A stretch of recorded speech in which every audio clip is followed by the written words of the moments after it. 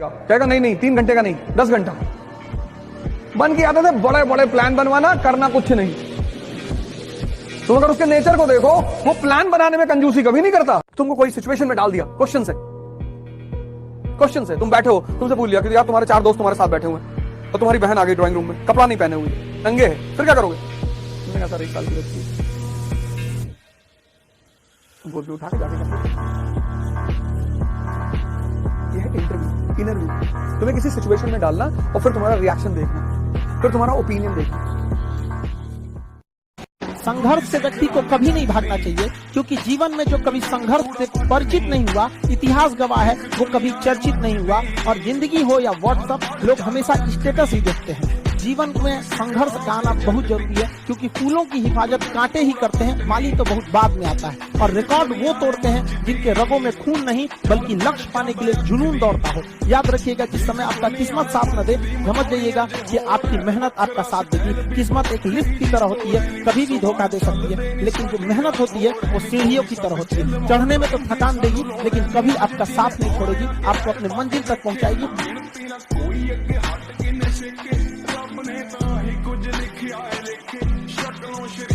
लोग कहते हैं पैसा कमाना बहुत मुश्किल है, मैं कहता हूं गरीब रहना आसान है। क्या है, मिडिल क्लास फैमिली के हम लोग हैं ना, टेंशन होती है घर में कि नहीं होती? घुट घुट के रोज मरना पड़ता है, पैसे को लेकर तकलीफ होती है यार। स्कूल में आप चीटिंग करके पास होते थे? चीटिंग बहुत की मैंने, मतलब मैं पास ही होता था चीटिंग करके। मेरा पढ़ाई से कोई नाता नहीं था और मुझे पढ़ाई अच्छी नहीं लगती। और मेरे पिताजी कहते थे कि देखो बेटा, पढ़ के कोई राजा नहीं। और एग्जाम्पल इतने शानदार देते थे, अशोक का देते थे अलग, और उसका अलाउद्दीन खिलजी था, फिर अकबर का देते थे।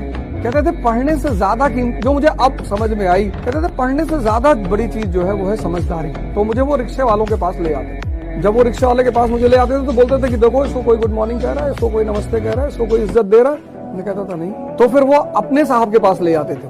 पोस्ट ऑफिस में थे तो उनके जो सुपरिंटेंडेंट थे उनके पास ले गए, 2 बार ले। तो बोले देखो कैसे लोग हाथ जोड़ के खड़े, देखो कैसे डिसिप्लिन में खड़े। तो उन्होंने पूछा दोनों आदमी में फर्क क्या है?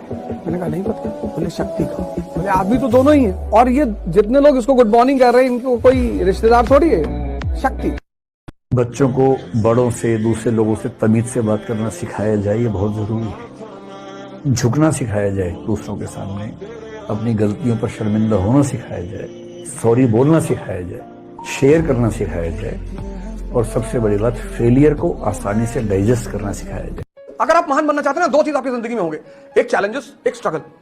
और दोनों चीजों को आपको एंजॉय करना है। आपको ये नहीं कहना कि बड़ा पढ़ना पड़ रहा है, हाँ आपको कहना कि बड़ा मजा आ रहा है, बहुत पढ़ना पड़ रहा है। आते हैं स्टूडेंट्स मेरे पास, सर डेली पढ़ना पड़ता है। पैसा भी तो डेली कमाओगे, मेहनत बहुत लग रही है, फिर पैसा 1 साल में कमाओगे 100 करोड़ रुपए। I am not here for corruption. जाओ यार, उल्टी सीधी बातें मत करो, भागो यहां से, हटो। I am here to serve my nation, you idiot, get out from here. जो भिखमंगे होते हैं ना, वो बड़ी आइडियलिस्टिक बातें करते हैं। जैसे you are a collector and your driver says कि सर हम आपकी बहुत इज्जत करते हैं। नहीं करोगे तो जिंदा भी तो नहीं रहोगे। आपको कोई डांट दे उतना बुरा नहीं लगता, आपको कोई भगा दे बुरा नहीं लगता। जब लोग हंसते हैं ना, तब बहुत दर्द होता है।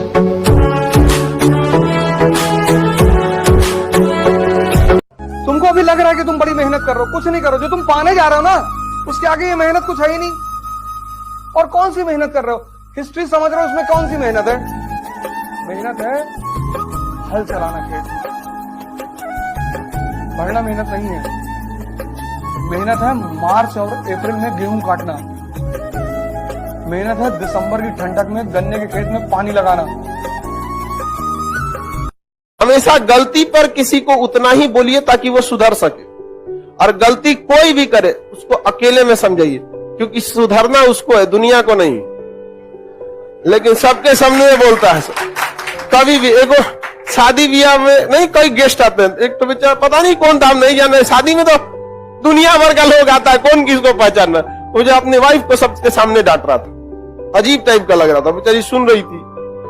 हालांकि वो अलग बात है, घर जाके सुनाएगी उनको, घर जाके क्या सुनाएगी बेचारी, जब वहां नहीं सुनाएगी 3 दिन मुंह फुला के बैठेगी और क्या करेगी।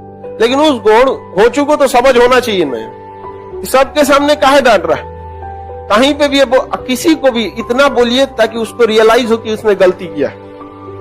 लास्ट में थोड़ा सा तारीफ कर देना चाहिए, समझा कि नहीं? हम भी लड़का सबको डांटते हैं चाहे लड़की सबको, उसके बाद थोड़ा सा कह देते हैं। One of the important part of life is friendship.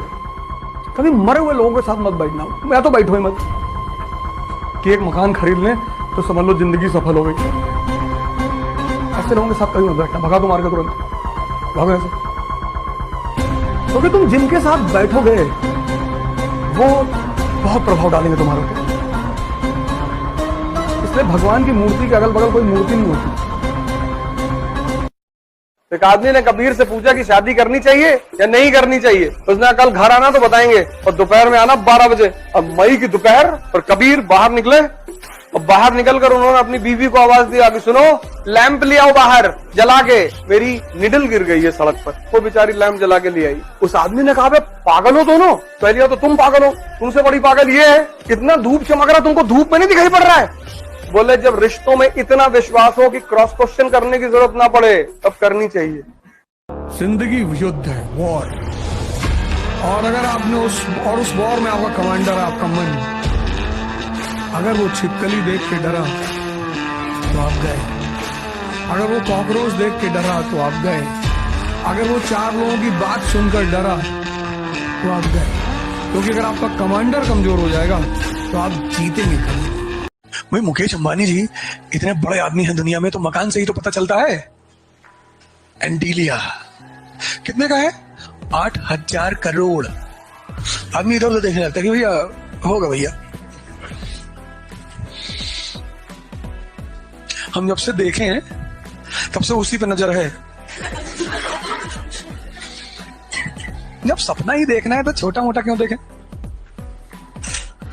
इस दुनिया में 95% लोग सपना ही नहीं देख पाते हैं, इतने कंजूस हैं। सपने में नौकरानी लेके भाग गए। जब सपने में ही भाग रहे हो तो कोई हॉलीवुड की एक्ट्रेस तो होनी चाहिए ना कम से कम। और 4-5 लेके भागो, उसमें एक लेके क्या भागना।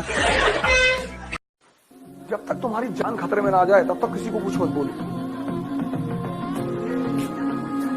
मैंने कहा ना कुत्ता भी बोलता है, शेर भी बोलता है, लेकिन शेर के बोली को इज्जत से बोला जाता है। दहाड़ रहा है आदमी, जब कहे भौंक रहा है